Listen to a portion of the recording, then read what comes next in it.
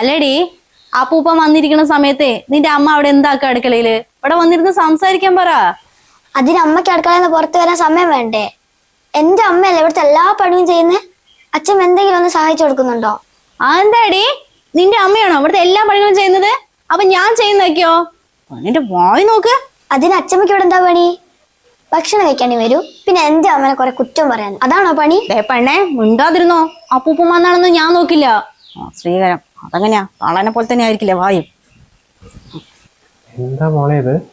അച്ഛമ്മയോട് ഇങ്ങനെയാണ് സംസാരിക്കുന്നത്? ഏത് നേരം നോക്കിയാലും അമ്മനെ ഇങ്ങനെ കുറ്റം പറയും.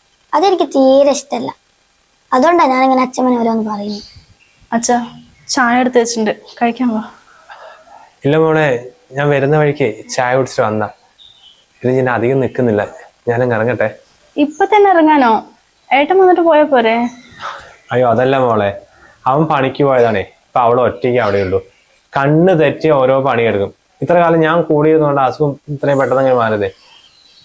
എന്നാ അച്ഛ അവിടെ നിൽക്ക്, ഞാൻ പോരാ.